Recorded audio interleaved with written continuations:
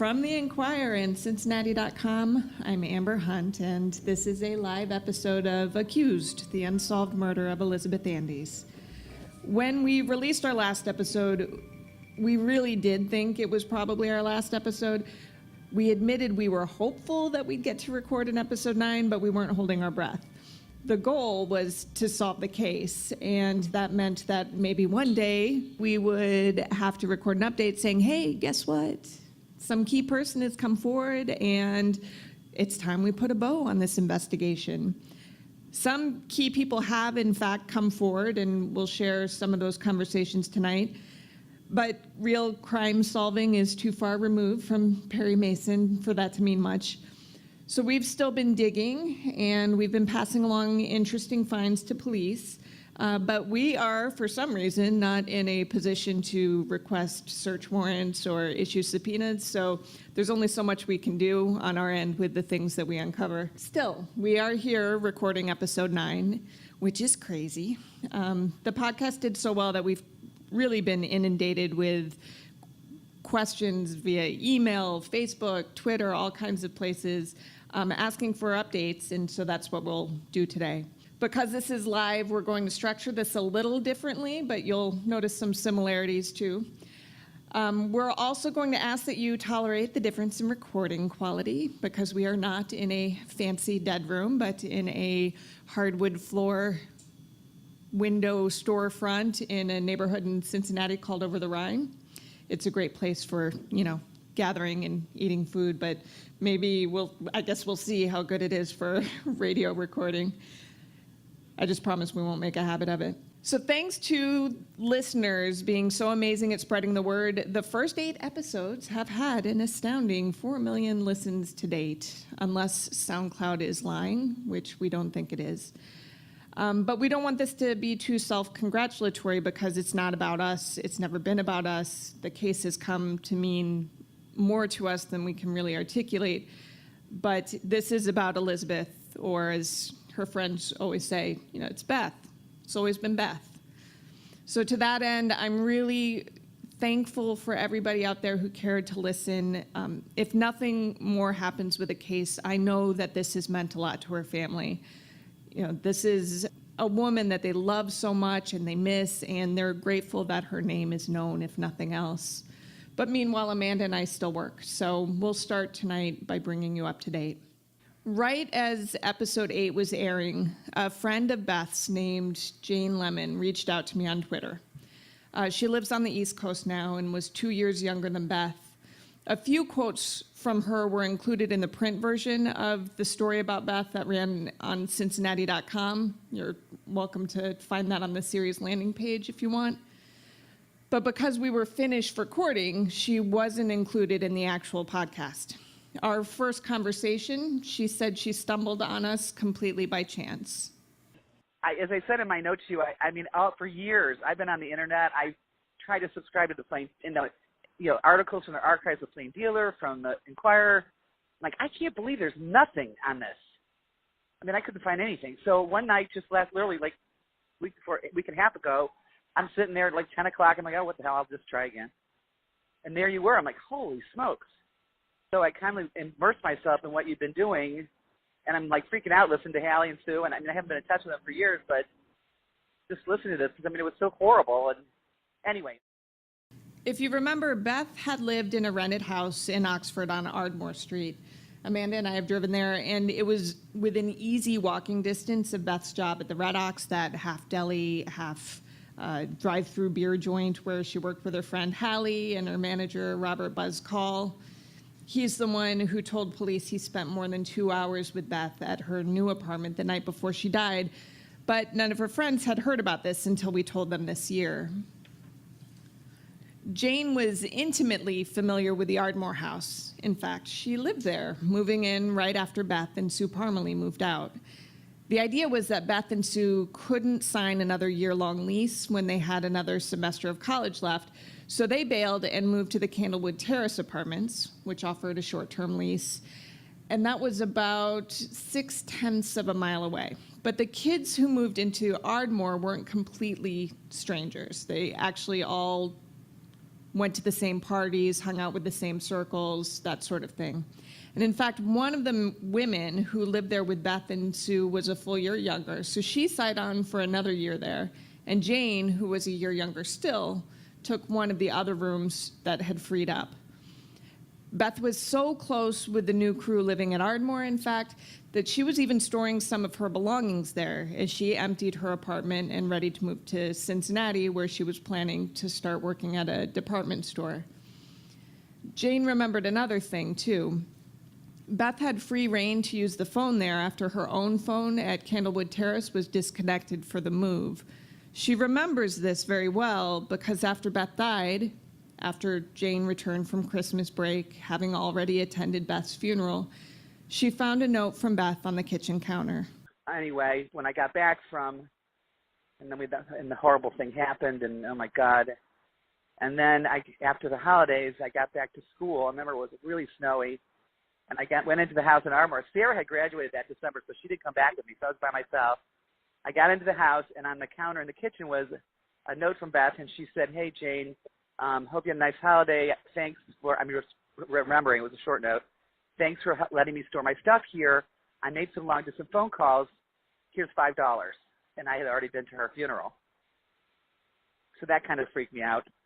Right. You know, at the time, you know, I was so young, but at the time, I remember thinking at the time, just, I don't know why, just maybe because I lived at the Ardmore house, that the police would come and ask me something. But again, I guess maybe that would have been stupid. And at the time, maybe I should have called the police and said, "Here's this note." And of course I didn't. But I remember it like it was yesterday because, you know, obviously that's the kind of stuff you remember. Did you keep the note, do you know? Of course not. No, I really didn't. I know you're going to ask me that. No, I don't pass judgment on this stuff. I know it's been a long time, and it's not like it was connected to a pleasant memory. So it seems as though someone at least told police about this note because there is mention of it in the police files. And this note, having read about it, it's always kind of bugged me because it indicates that Beth used the Ardmore phone in the days before she died, which makes something in Buzz Call's report seem a little bizarre. Quick reminder, Call filed a written report with police the day after the murder and told them he'd been in Beth's apartment with her, watching a movie as she packed on Wednesday night, the night before she died. Then 3.5 hours after writing that report, Call reached back out to police to add to his statement. This time, he said Beth had also been to his house Wednesday night. The report says he'd left her Candlewood Terrace apartment and gone home, and about 10 to 15 minutes later, meaning sometime between 11:30 and midnight, Beth showed up at his place to make a collect call to her parents. He said her first attempt didn't go through, so she hung out for maybe 10 minutes and then tried again before going home. There's no further detail in the statement. This stood out to Jane, who also worked at the Red Ox with Beth and Call and didn't know them to be friends. What she did know, however, was that Beth had access to the Ardmore house and used the phone there regularly. So it struck her as odd that she would have gone to Buzz Call's house, which was about the same distance away in the opposite direction as Ardmore, to use his phone instead. The part about him going to her apartment the night before, to me, was very weird. And listening to Hallie and Sue, I was shocked that they weren't more shocked. I was shocked. Because it just didn't seem like it would be her to do that at all. And then she goes over to his house afterwards because she wanted to make a long-distance phone call. And I'm thinking, well, you know, maybe, I know she had a car, and clearly she had access to a telephone in my house. I mean, she left me a note and used the phone and left me money for a long-distance phone call. So it wasn't like she didn't have a place. Would she still doing that at midnight, though? Let's say, is there some reason, was there anybody staying there that she wouldn't have wanted to disturb at midnight? No, there was nobody in the house over the holidays, and she had a car. House. It was an empty house, but I can't imagine, quite frankly, at the time, I can't imagine her anybody being afraid to go in the house. The day after this phone call, Jane called me back. Hey, anyway, the thing I wanted to clarify, I was thinking about it again last night. When I was talking about why would Beth have gone, you know, Buzz said that she came to his house later after they visited. Right. To use the telephone, and it was late. You said, wasn't it like 11:45 or something like that? Right. Anyway, and your producer asked me, because I said, why would she go there if she's already been using the phone in my house? And then you asked me, well, because it was late, would she have felt uncomfortable? Yeah. Because the house was empty. And I really thought long and hard about that again last night, and my answer's the same. But to clarify, you know, as I said, she had a car. She was really comfortable in the house. That was her house before it was my house. Right. So for her to be uncomfortable, even till late at night, to me doesn't make sense. And that I think she would have been, since she, you know, obviously she used the phone because she left me a note. She paid for, you know, long phone calls, which was silly, but it was, you know, really sweet. I just don't, to answer your question, no, I really emphatically don't think she would have been uncomfortable. And then my only other point on that one is, unless, this maybe obviously is a question to her family, and you probably already asked it, but, you know, I think back when I was in college, just, you know, unless it was emergency, I would be calling my parents at midnight. I know, yeah. And they have said point. that. They don't remember getting the call, and they said it would not have been typical for her to call that late anyway. How would she get into the Ardmore house, by the way? Did she have a key, or was the door open? Yeah, I gave her a key. And you gave her a key? She would have come in the front door. Granted, Jane's memories from the time aren't crystal clear. It was, after all, many years ago. But she said some elements stand out to her as though it all happened yesterday, and there's a reason.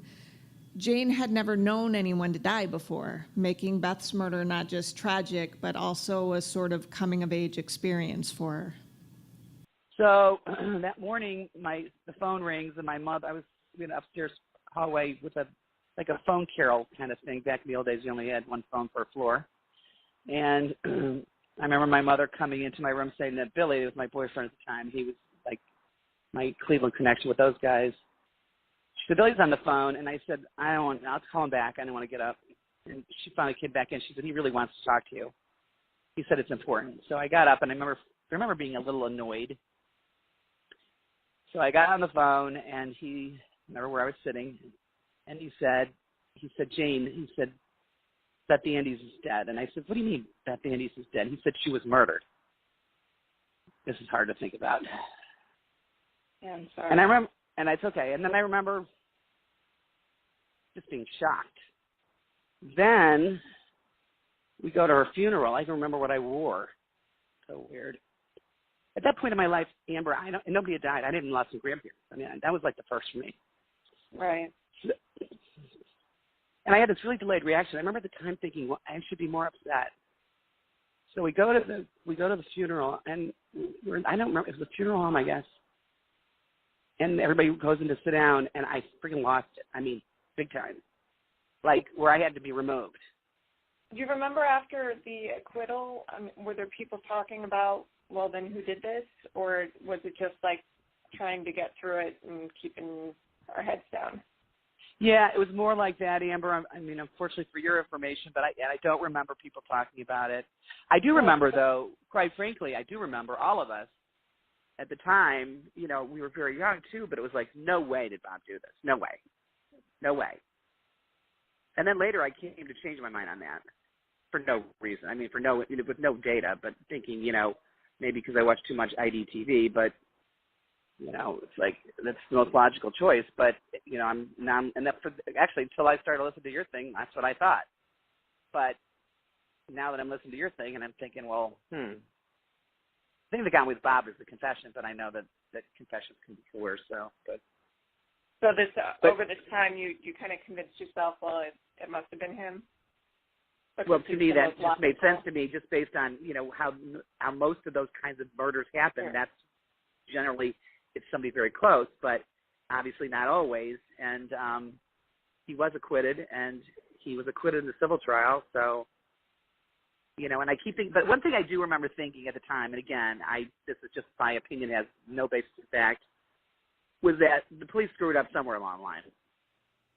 Jane suggested we track down an old friend of hers named Lee Rickert, with whom she hadn't spoken in years. Lee also worked at the Red Ox, and it was there that he learned what happened to Beth from a female coworker whose name he couldn't even remember. He also struggled to remember the boss's name, though he was able to describe him physically, on the short side and with dark hair. Does the name Buzz Call ring a bell? Yes, that's exactly right. Buzz, he was the overall manager. Do you remember your impressions of him?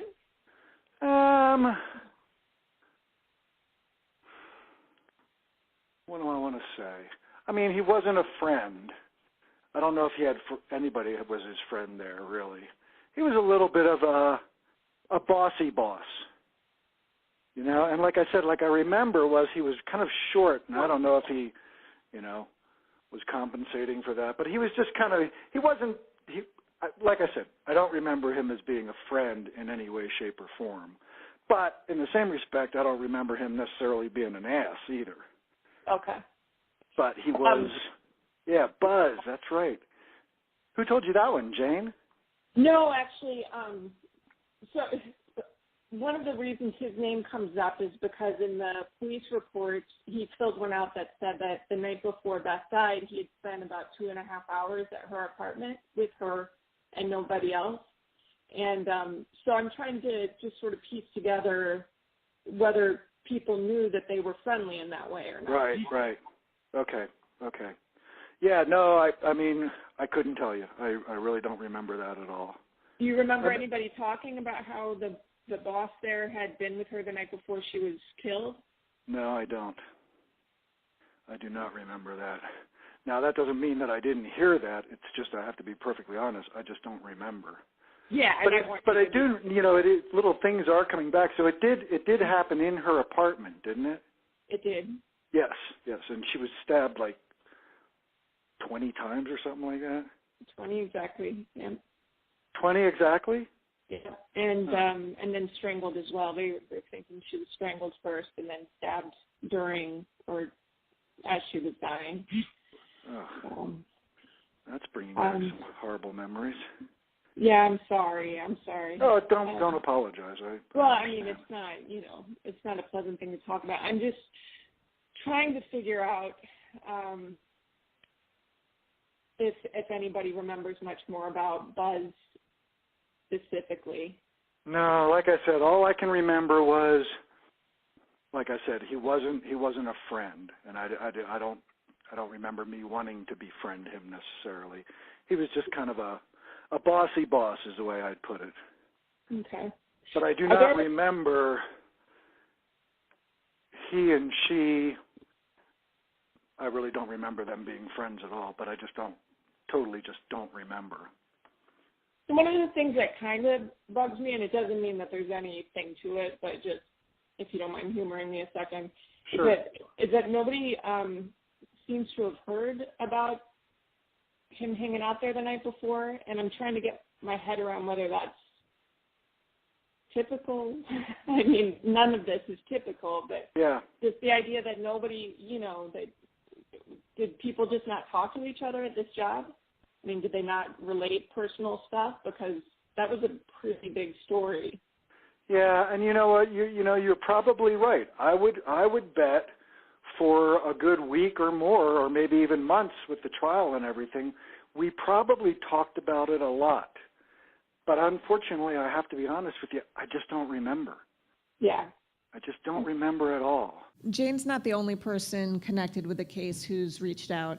We also heard from a man named Ed Boggs. He lived at the Candlewood Terrace Apartments and, in fact, remembers the night a frantic young man pounded on his door, asking if he'd heard gunshots and demanding to use his phone. I tried during our initial reporting to reach people who'd been in that apartment, and I managed to talk to one. Jim Gattermeyer was his name, and he was Ed Boggs' roommate for a spell.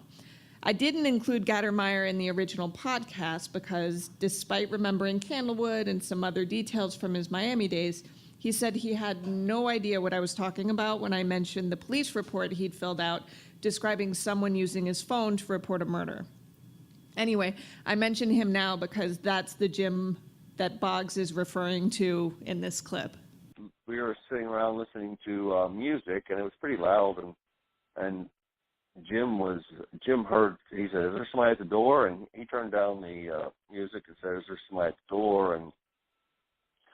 And when he opened the door, this guy was looking pretty frantic and everything, and he said, and I'm surprised I can remember a lot of this stuff, but he said, "Did anybody hear shots? My baby's been killed." That's what he said to us. And we were like, huh? You know, we didn't know what was going on. And he said, can I use your phone? And then he used the phone, and we were all sitting there kind of, what is going on here, you know? And we heard part of what he was saying on the phone, and we were like, huh? And afterwards, he ran down the steps, and Jim and I walked down there too. Asked him if he could describe Bob's demeanor for me. To me, he acted more like someone that had found somebody. And apparently he had knocked on a bunch of doors and nobody would answer the door. Yeah. Because he was, I mean, from what he said, the apartment that he lived in was at the end of the apartment complex, and then it went into like kind of an L shape, and we were after the L, after the corner. So, you know, we were kind of far away from, not too far, but, you know, he had apparently knocked on a couple other doors. And he was, to me, he was just frantic. And, you know, as far as if he had done something, you know, maybe he was just, they had a lot of adrenaline, but, you know, he did have a lot of adrenaline and all that kind of stuff in him, because when he opened the door, he kind of startled us, you know, the way he came in and yelled. And actually, when he initially yelled, you know, did anybody hear shot and all that stuff, actually that's when Jim walked over and turned down the music. I remember when it was when the Blues Brothers came out, and we were listening to the Blues Brothers album. But that's right. And so and we were like, what? You know, what'd you say? And he said, do you have a phone? And we said, yeah, sure. And we gave him the phone. And he called, and he kind of he was kind of almost like crying or whatever. He was having a hard time getting it out and everything. I don't remember what he said or anything like that, but you know, and that's when the seriousness kind of hit us. Like, what is going on here? You know, and Rick got kind of freaked out. He was like, what? You know, what's going on? And I think he because it was, you know, 9:30 or whatever. And the only reason I remember that is because I saw it in the paper. But you know, he lived over across from where Kroger's used to be in those apartments. I don't remember what they were, but he just got his stuff and left, you know, and because he was kind of freaked out by it. Wow. Okay. And we didn't know what to do, you know. We just, like I said, we went down and sat in the lawn, and you know, because we didn't know what to do either, you know. Police didn't take statements from the three roommates that night, Boggs said. Instead, 2 officers showed up back at the apartment about a week later. We actually were partying pretty good when there were probably about 20 of us up there the night that the police came past, because it was like 9 o'clock at night, and there was a knock at the door, so I opened the door and said, come on in, and there was 2 Oxford policemen standing there, and smoke kind of blew out the hallway, and everybody's like, oh crap, you know? and then they just said, well, we need to talk to Ed Boggs. Oh, great, what the, you know? And I went out there and they said, we need you to come down and talk to us and blah, blah, blah, you know. So I guess they were pretty friendly towards harmless fun, you know. So This reminds me of something that I did notice, though. So your written statement was like a good week after the death. Had you left? Is there a reason there was so much time in between? Like, why wasn't your written statement you know, the next day? We were kind of like, we all kind of wondered, I wonder why the police haven't called us, you know, because they just never did. And it seemed like, and I don't, and this is just, you know, a memory from a long time ago, seemed like it was, you know, somebody kind of went to them and said, hey, you know, aren't you going to ask these people? Or something like that, because we were like, you know, why didn't they ask us? And you know, and Rick and I and Jim were kind of like, you know, I wonder why they didn't call us, you know. But we never did understand what was going on with that. Now, if you remember in previous episodes, we talked about a guy named Boyd Glasscock. He's the one who reportedly gave Bob this strange gift of a pincushion, one that Bob remembers as being drizzled in red like blood, and who said he was in love with Bob and that Bob loved him. Well, Ed Boggs hadn't listened to the podcast when we talked. He'd just heard about it from friends and relatives and found my phone number to see if I wanted his input. When we talked, he brought up Glasscock on his own. Did anybody ever tell you about the weirdo that came to our house? Yes. Please tell me about him, though, yourself. Yeah, I would really. Some guy came there, cases, yeah. and he was. I could never figure out if he was just some kind of had mental issues or what it was about him or whatever. But he came, and there were me and I think my cousin was there who lived with us, and another guy that was a friend of ours. We're sitting around, and this guy came, and I don't know how he even got in our apartment. He knocked on the door, and I don't know how he got in the apartment. But we're all standing around and everything, and he started talking about all kinds of weird stuff. And we noticed that he was obviously gay, or at least he acted like it. And he started talking about all this weird stuff that he thought that what was the guy's name? Robert Young. Uh-huh. That he was reincarnated. He was the ballet dancer Nijinsky, the Russian ballet dancer. Nijinsky reincarnated, and at that point we were kind of like, huh? You know, we couldn't figure out what he was talking about.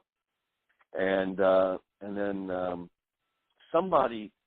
Of course, we were all young and everything, and somebody said something about incest or something like that. And you know, because at this point, the one guy that was there, who was a friend of another cousin of mine, who was kind of an ignorant guy, whatever, he was talking about how, you know, he loved incest and all this. And we were like, what? You know, what's going on here? And the guy goes, oh, yeah, me too. Our family practices it all the time and all this kind of stuff. And at this point, we were trying to back him out the door because we had no idea who he was. And he was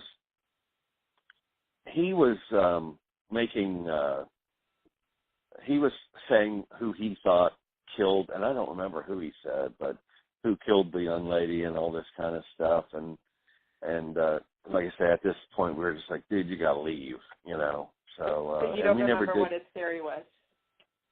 No, I don't remember. But it almost was like he was trying to say that, because, oh, that's right, he was saying that Robert Young was his boyfriend. And it almost sounded like he was talking about, you know, that someone had done it. Well, I don't want to guess at what it was because it was just so long ago. But we got really weirded out by this guy and just wanted to get rid of him, you know, at this point. And we did report it to the police. That's how I know about it. Yeah. So this visit for me is one of the pieces I really had hoped to find a little more about. Can you describe, like, how he looked, anything that you remember? I mean, all I can remember is kind of a shadow of what he wasn't. He was probably 5'8" to, or maybe like 5'6" to 5'10", something like that. And he was a pretty ordinary looking guy. You know, I mean, he fit in up there in Oxford with the kind of, at the time, the preppy look, you know, and he wasn't dressed. He was just dressed, you know, ordinarily and all that kind of stuff. I actually forget who else was there other than my cousin, but really nothing out of the ordinary. We just thought he was someone that was trying to get attention from everything that had happened and all that kind of stuff. But on the other hand, it being as serious as it was, that was why we reported it to the police. If he seemed involved? Yeah, after, I mean, he was so creepy and so weird that we wondered why he came there, what he had to do with it, and all that kind of stuff. And that's the main reason why we reported him, because we also didn't want him coming back, because we hadn't, he didn't scare us, but he just creeped us out really bad. So, we never did figure out what was going on with that. Unfortunately, Glasscock died in 1995, so who knows if we'll ever get closer to figuring out much about that visit. All we know is that while family members say he was never violent, he did struggle with mental illness and behaved in a way that has some people familiar with the case wondering whether he had something to do with the attack, maybe motivated by a desire to get her out of the way so he could have Bob. We don't know. So this is largely where things stand. It's been 2 months since the last episode aired, and while we've reached a lot of people, we still need to reach more if we're going to solve this, so we'll keep at it as long as we have to. If anyone wants to reach us, you can email us at accused@enquirer.com or find us online. We have a new URL, so feel free to find us at accusedpodcast.com. We're still online at Cincinnati.com as well. We have Facebook pages and a Twitter account.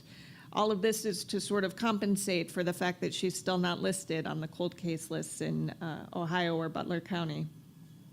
I wish I could put more of an exclamation point on this so that it feels more done, but it just doesn't work out that way. So the next time you're watching one of the TV cop shows and they're wrapping up in an hour, just imagine me sitting next to you screaming at the TV, because that's not how real life works. And also, that is what I do when I'm watching cop shows at home.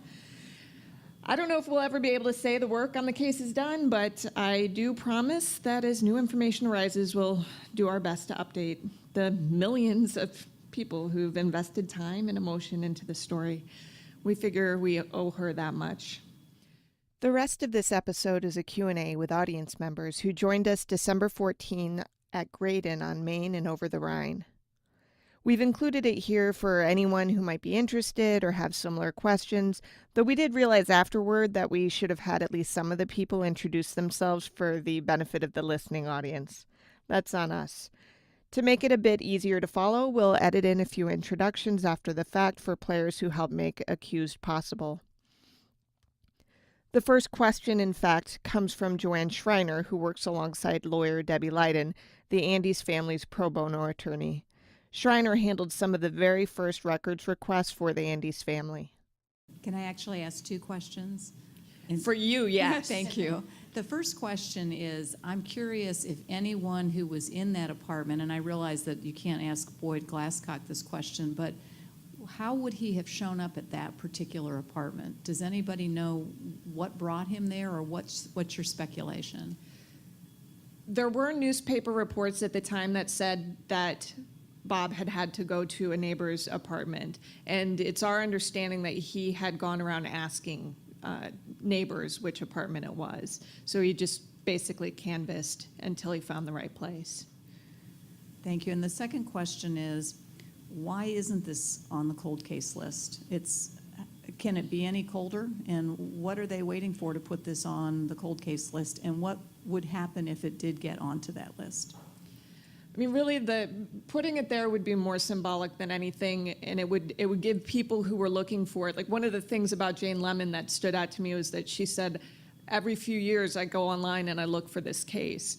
How do I know that somebody with actual information about this case isn't doing the same thing, and they've had nowhere to go over the past, 4 decades? So that's really the point for us to have it listed. It's the prosecuting attorney and the police that basically lobby the attorney generals to put it on the state list. They keep telling us, in terms of the current investigators with Oxford Police, we've been told that it'll go on, but it never, I can't imagine being the family, because we've only been doing this for a little more than a year, and we've been told the same thing 15 times. So imagine being them when it's just been again and again and again.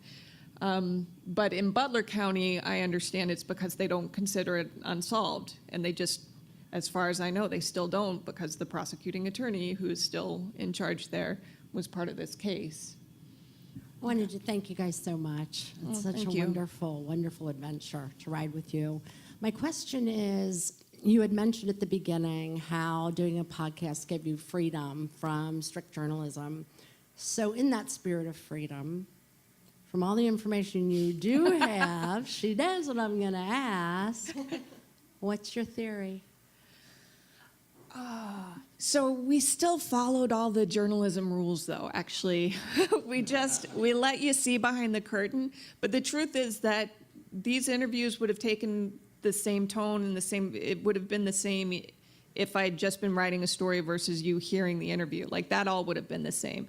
That said, I will absolutely, happily go on record saying that everybody who is alive that we've talked about and talked to, please interview them. Like, they still have a pulse. Go talk to them while you can. There's no reason not to. If I had the power to make that happen, I would, because I think even if it's not one of these people, somebody more trained in forensic interrogation might be able to glean some info from those interviews that maybe I wasn't able to glean. We do have theories. We're not going to pretend that we don't. And I'm not one of the journalists who subscribes to the idea of, I don't think it's possible to be totally objective. So you embrace your subjectivity and you fight to be fair. That's really important to me. But at the same time, every time we've started to go toward a theory in our heads, we always remember that the people who started this investigation did that and wouldn't let it go. And we don't want to put the same blinders on. Because I wasn't there, I don't know. It could be that I'm missing a tiny or huge key piece of info that would change everything. So I just refuse to let myself get too attached to anything. It does help that so many people that we've talked to along the way have different theories as well. In case you forgot her voice, that's producer Amanda Rossman speaking. Yeah, that's true, because every time we do get kind of excited about an idea, somebody else goes, nope. It was so. But what about this? Yeah. I could go on all night with questions. I love this. I've listened to it. I'm on my third time. Oh, thank you. Wow. And I was at Miami at the same time, but I did not know her. Although those pictures look just like me and my friends. Right. Anyway, I wanted you to talk about the calls from the Ardmore house, which you did, and that cleared up a few things. My burning question is, do you really think Buzz was at her apartment the night before? I would be happy to, I don't know, what do you guys think? Hell no. It bothers me that nobody who knew her says that makes sense. Now, could it have been that she did something out of the ordinary because she'd been spooked by her door being unlocked when she got home from Christmas break? Possibly. But the thing, there was one person who emailed me that he made a really good point. He said he has 2 daughters, and once somebody goes in the you kind of creep me out zone, you don't put them back in the come help me because my door was unlocked zone. So that, of course, me not totally feeling comfortable with that idea doesn't mean that he did anything. It's just I don't necessarily believe that he was there that night. I think I remember that somewhere along the line, someone else you interviewed, and maybe 5 or 6, said that Detective Baird and Buzz were good friends. And that seemed to surprise you. And it's like, I really find that odd. It did surprise me. Nobody had mentioned it up until then. I mean, it hadn't even been broached. Right. We couldn't confirm that they were friends during 1978, 1979, but we do know they were friends along the way. Well, my next question. So she's just going to move in. And okay, one more question. Okay. Well, do I ask you about, doesn't Bob now think, does he realize the significance of this dirty pincushion or bloody or whatever it was? I mean, that's so weird. He does think it's very weird, and he's torn because one part of you is like, oh gosh, I wish he had held on to it. It would have been, but let's say it had been drizzled in blood and he had Somehow handed that ended over up to with police, a bloody then pin he would cushion. just yeah. Yeah. So I'm a little torn on whether that would have been for his benefit or not to have held on to it. So. Hi. First off, thanks for doing this podcast. You guys did a great job, and so Thank you. appreciate it. So I have a couple of questions about your method. So it seems like every episode was scripted. Is that correct? You pretty much just saw it, Yeah. except less giggling because I messed something up and less swearing when I messed something up. So my question for you guys then is, when you were crafting this script, knowing that it would be audio and not written, how did your understanding of narrative and language change? It helped that I had worked for the Associated Press as a news editor for a bit, because when you work for AP, every story you start, you're nodding, every story you start begins as a brief for broadcast. So I was familiar, obviously, with writing in present tense and trying to keep it conversational. It still took a lot of trial and error, though. We did at least 5 drafts of Our first episode episode 1. had probably 5 drafts, and the portion of the first episode came from us going back and forth. Yeah, so we would just go back and forth, and eventually we started to feel like we found the right tone for this. And I actually remember at some point, I think the first draft was too clinical, and I didn't insert, us into it. And it's not like I like being part of it, but because we were the first to look at the case, it became clear that it would actually sound weird if we didn't acknowledge our role in it. So at one point, when we're going back and forth on the first, I just remember telling Amy and Amanda, I was like, I kind of had an epiphany last night. I think I know how I want to do it. And then I just wrote it. And from there, we were good.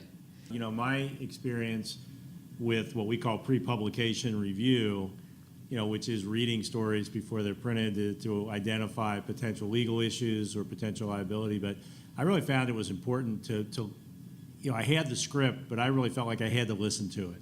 Speaking here is Jack Greiner, the Enquirer's lawyer who first heard about the case from Debbie Leiden. Because I was just concerned about just nuances and emphasis and that sort of thing. There's a lot of, the interesting piece of this from my perspective was, the potential, I suppose, for somebody to say, well, you've implied that I did this. And, there can be what's called libel by implication. And so it was, and probably any number of people mentioned in the thing could at least raise that issue. I mean, Glasscock was dead, so we didn't have to worry so much about him in terms of being a libel plaintiff. But, certainly Buzz Call and the maintenance guy, Steve Green, so trying to, for Amber and Amanda to present the story in a way that made it interesting and yet, just be careful about it or just think about it. It was interesting because I really felt like I had to listen to it rather than just read the script. And then I sort of felt guilty, like, I can't believe I'm getting paid to listen to this. I did, but I want to add that while it looked sort of effortless on episode 9, we really learned along the way. This is Amy Wilson speaking. She served as the Enquirer's editor for Accused. I think what's important is that this was a new avenue for all of us, and we sort of really learned a lot, and we really tried a lot of things. And I think we experimented with a lot of different tones and whatnot. And I think at the end of the day, Amber and Amanda figured it out themselves. I think we did go through, we laugh about episode 1 having a lot more versions than the other ones did because we tried so hard to make sure that you all would be hooked by episode 1 and that you would want to listen to episode 2. So we actually did take pains to make sure that we had the right tone. And just to be clear, not for clickbait reasons or because we wanted you to care about Beth's story. Yes, we did. And I'm really glad that I dropped the Cockney accent that I was going to do.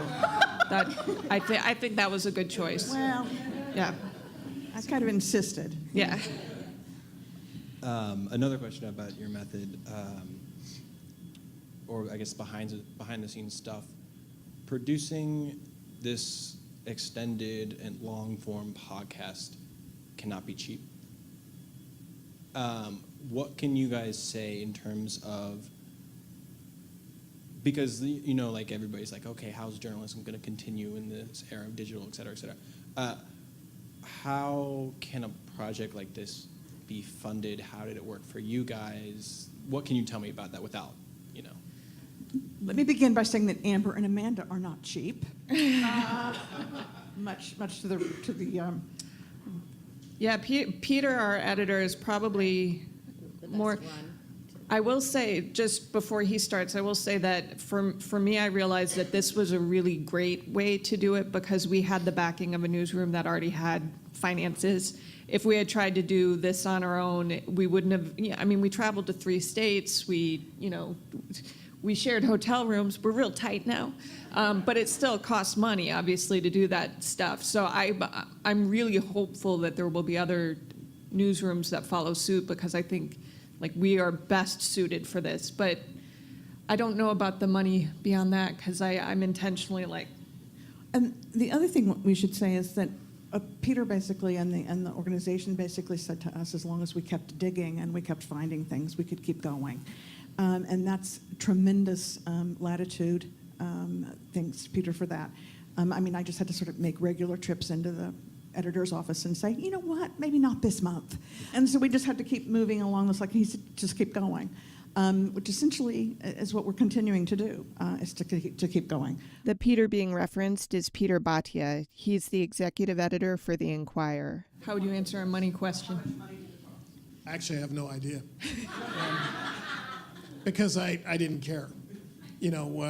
As they got into the reporting and as I was getting the regular reports, and then when we got to the point where the drafts were starting to come in and, I hear the music from Accused in my head when I'm asleep because as they worked through it, I listened to every installment multiple times and offered my own feedback to it as well because it was so clearly such an extraordinary journalistic work that I wasn't going to let anything get in the way of it. We did have some fairly significant expenses associated with it, particularly because we did the recording at CET, right, and employed an engineer there to help us with it because we didn't have the wherewithal within our own staff to do it. One of the outcomes of this is I just had a capital expense approved to have a studio, there are these small sort of little sound booths, basically. They're about the size of a telephone booth, if you remember those, and a person or two can go in them and record in a acoustically good environment. So we just had a capital request approved to buy one of those so that for Chapter 2 and other podcasts going forward, we'll have that capability in-house. So I'm from the school of if the content is good enough, we'll find the money, and that's really what we did in this case.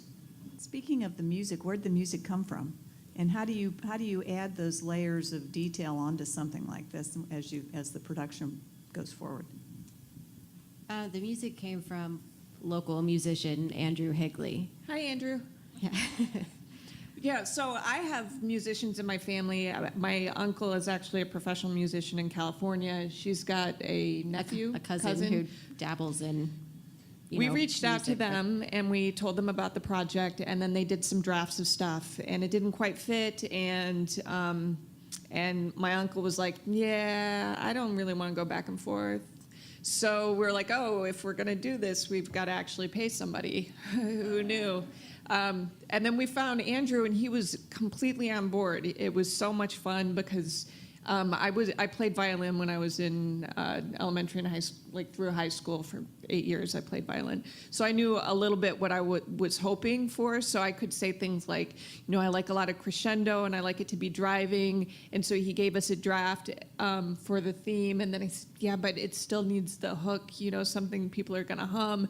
And so we just went back and forth, and then we had an interesting experience trying to make sure that we didn't editorialize certain parts of it.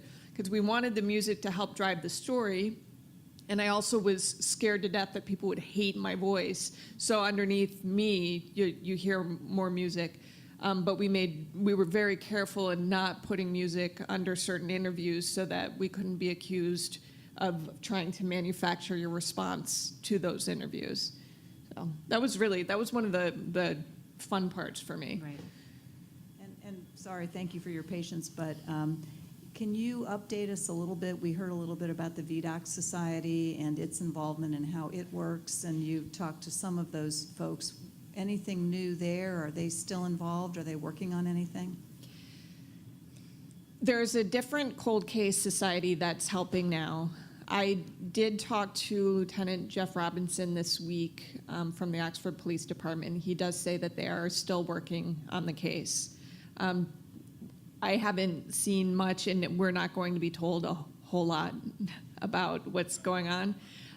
But we're assured that something's happening. I don't know how long it's going to take, and I wish I could answer that better, but I can't. Amber, the reason I'm here is because I sent you a letter some time ago. You didn't respond. I tried to call you a number of times. Okay. You had not responded. I left you messages. You have not responded. My question goes in a totally different direction, which is very simple, that I read your section in full, which is about 45 minutes, which I give you credit for because I can read the Enquirer in 3 minutes. So at least it gave me something to read. And as detective stories go, I've read hundreds of them. I've written them over the years. I'm a former reporter. It was good, but there was no resolution. You really didn't have any point toward the end of it. It was a whole 16-page section, which is my main argument with Peter. He and I have discussed this before. Do you have a question? Oh, sure I do. How about we get to it? I'll get to it, which is basically why is the Enquirer spending in this inordinate budget that Peter just talked about that kind of money to report a 16-page section when you're missing the news in Cincinnati? You guys are covering Pike County. You're covering. I'm not done. No, you are. I do remember getting an email. I do. But I'm not going to respond really well to somebody saying, why did you waste your time writing this story? Because I've talked to her family and her friends, and they have been in tears, being so grateful that we still cared. And I do care, and I'm not going to apologize for caring. So I appreciate that you think we should be spending our time some other way. I think we do a damn good job covering Cincinnati, and I'm very proud of the work that I've done here. And I know that it's meant a lot to her family. So that's okay. If you didn't want to read it, you're welcome to pass that story by, and you don't have to listen to the podcast. But this actually gave my life meaning.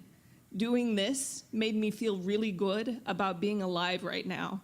So I'm not going to apologize for that. Yes, ma'am. That's okay.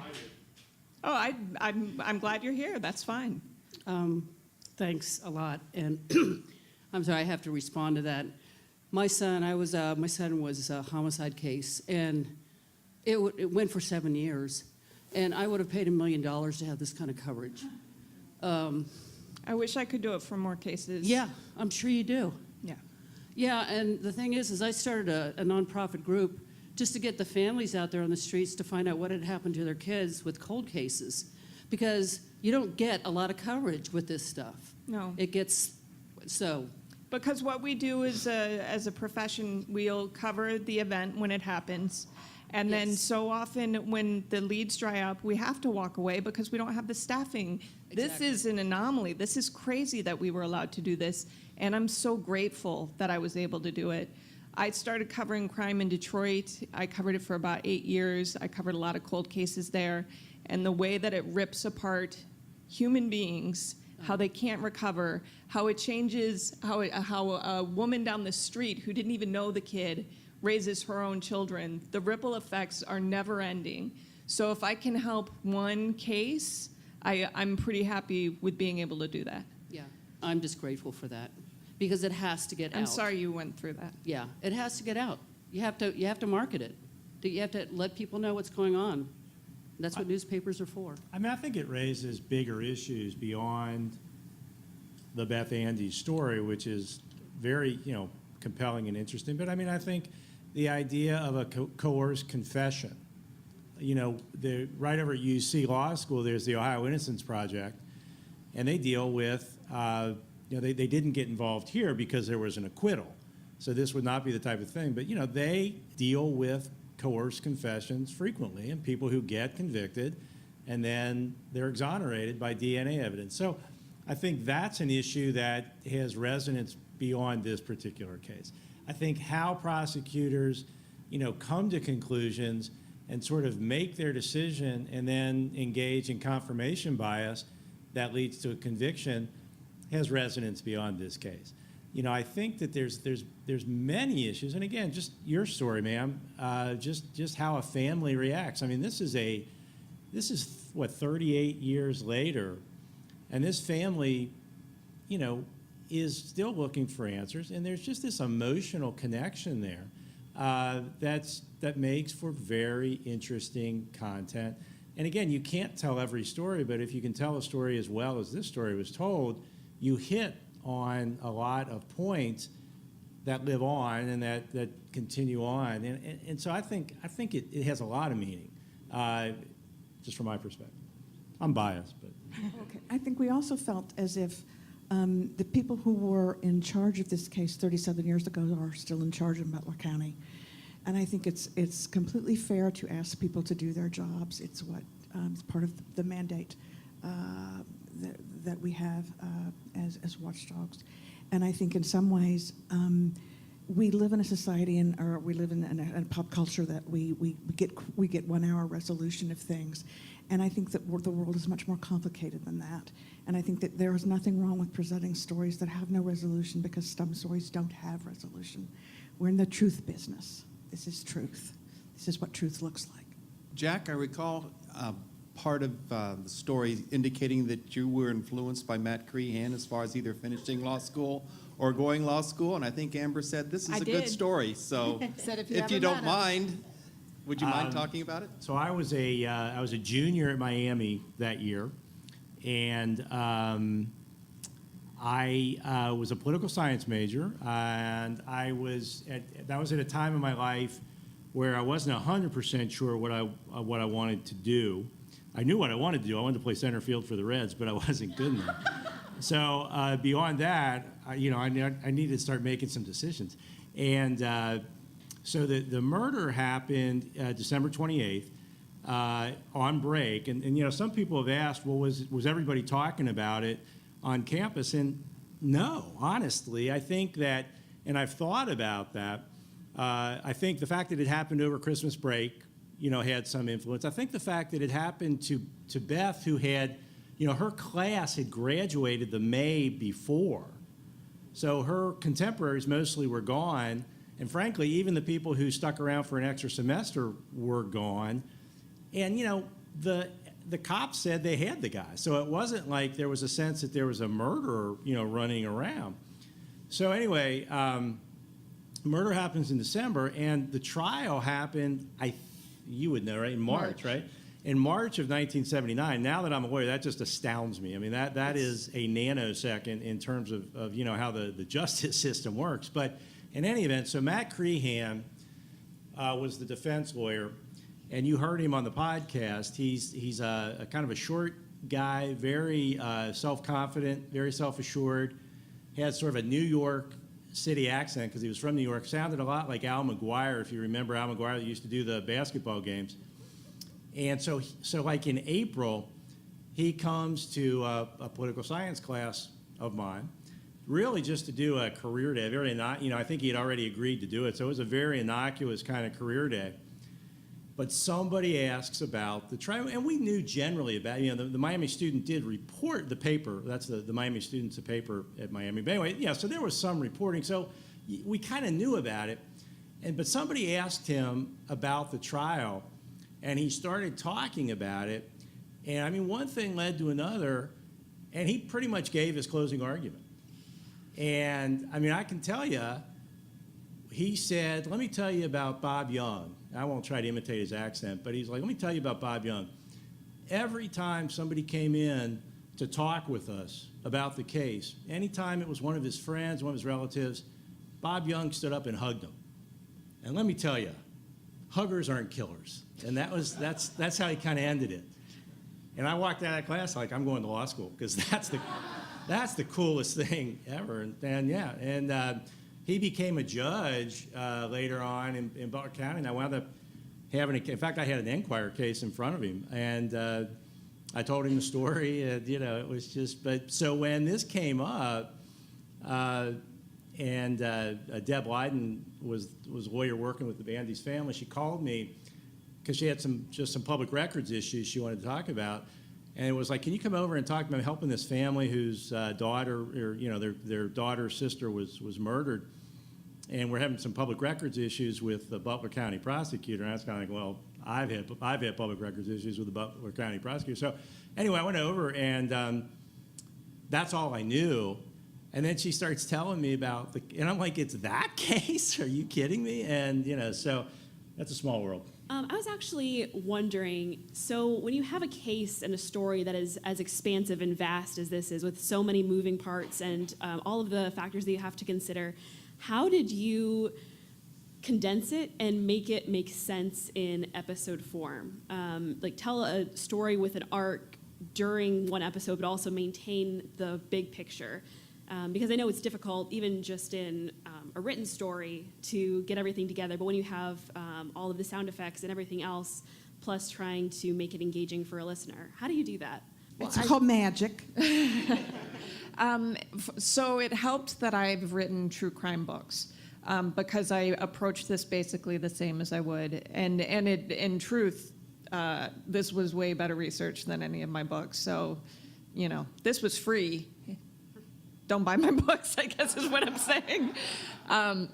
So I treated each episode as a chapter, and when you get to a chapter end, you kind of want to have a feel of an ending but a cliffhanger, and so we just really kind of used my previous experience to try and figure out how to translate it into podcast form. When I start to research a case, I'll start with the trial transcripts, and I color code everything.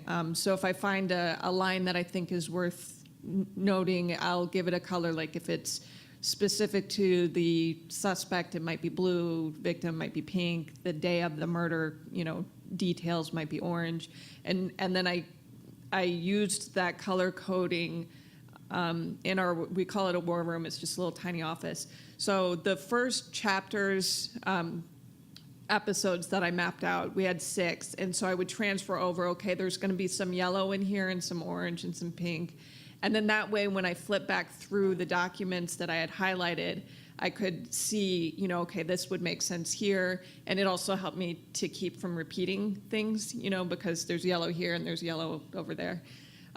So it was very labor intensive, and the start of it was very slow because it was just a lot of reading and highlighting and trying to really understand the case. We began by putting Beth's picture in the war room, so she greeted us every day. And secondly, they created these podcasts. These categories. So basically, we divided it into the crime, the victim, those sorts of things, and then again, who was Bob, and then if not Bob, who. So essentially some of the organization that you see in the episodes was in fact organization that came to these 2 women very early on as to how to sort of talk about the individual. We had, in terms of ability to make it understandable, we had to make you understand who the people were and what had occurred. And so essentially you can't just hop right in. You have to sort of lay it out sort of slowly. And obviously this is what they're paid the large dollars for. Yeah, and you have to approach it with an idea of how to make all of this manageable, because, the trick of doing any project is actually finishing, and you can't finish it if you don't figure out how to make it manageable. That was really important from the beginning. In a similar craft sort of way. What prior podcasts did you take inspiration from, since true crime is seeming to explode in the podcast world? Well, I had already heard Serial, and actually we made a point not to re-listen once we realized we were doing a podcast, because we didn't want to, have too much influence there. So we actually we did listen to a couple other ones done by newspapers. There was one in New York called Finding Tammy Joe. There was one out of Atlanta called Breakdown. And one in, I want to say it was Colorado. And honestly, like for us, while they all have their strengths, we also picked up on things that we didn't love. So we figured out some things we didn't want to emulate, like the one girl who went so fast. And so that was Amanda's job. I was like, make sure, because I'm sure she didn't realize she was going that fast. So it's your job to make sure that I'm slowing down. And then I listened to a lot of non-crime, because a good story is a good story. And podcasts, I wanted to understand what draws people to podcasts, period. So I listened to a whole lot of How Did This Get Made? Yeah, like an absurd amount. And I've seen so many bad movies, so many, because that's what the podcast is about, bad movies. Yeah, This American Life is my favorite, but yeah. But we also listen to a lot of bad ones. Yeah. Podcasts. But I'm just not going to name them. Yeah, just in the process. Like Night of the Living. Just kidding. They're here. They're here. No, big fans. For our shout out to fellow Cincinnati podcasters. You're welcome. Amber, talking movies and Glasscock, did you find out about any artistic interests in him? Speaking of movies, we know that Halloween and Looking for Mr. Goodbar came out within about 18 months or less of the Beth Andes tragedy. Do you think there's any influence there? Actually, Looking for Mr. Goodbar played a role in Bob's confession. And it really was kind of interesting, because when he was confessing to the crime, he described to the interrogator, well, I'm having flashbacks. It's like Looking for Mr. Goodbar. So I watched that movie, which I do not recommend. It's not a bad movie. It just was really unpleasant. That scene in particular was holy. No, I do not need to see that again. So yeah, from what I can tell, that was just kind of bouncing around his head, and he was delirious and tired at that point. So he was merging stuff. As far as Glasscock goes, I don't know. I know that he was artistic. I know he liked to paint. He would give people artsy gifts. I wish that somebody, like, we've had other people come forward whose conversations I didn't share for various reasons. I still haven't heard from anybody who knew Glasscock personally, and I would love to. I hope to hear from somebody like that. Recently, there's a documentary out about sexual assaults on college campuses and some of the lengths that the colleges go to kind of divest themselves from what's happened and separate their entity from the incident. Did you experience any pushback from Oxford, Miami University? Happily, no. No, Miami actually was pretty cooperative, right? But this wasn't a gray area. For them, it was off campus. They didn't handle the investigation. As far as their letterhead isn't on any of the investigative files that I've got. So as far as I know, they didn't have a hand in it. And when we needed something like, when we went and checked records there, they were cooperative. Mm-hmm. So we luckily didn't run into that. I know that that's an issue, but we didn't have to deal with that. Do you know some of the other dorms that Beth lived in? Oh, goodness. There was one... Tappan Hall? Tappan, yeah. I would have to look up the ones beyond that, though, but I remember that one because we went by there. And it was new at the time and was fancy. I think that might have something. been the only dorm she lived in. And then she went into the Ardmore house and then the apartments. Right. All right. Okay. Well, I would like to tell you guys that there's going to be a season 2. So that's, we're going to do another case. Thank you. Some people are happy about it. And we actually were going to, this meant a lot to me journalistically. It meant a lot to me personally. So we are actually adopting a few different cases, and we're going to see which one pans out first. But we're going to keep digging. But that also gives us an avenue to keep going down Beth's case so if more things pop up, we have a way to tell people. Thank you so much for coming. Thank you.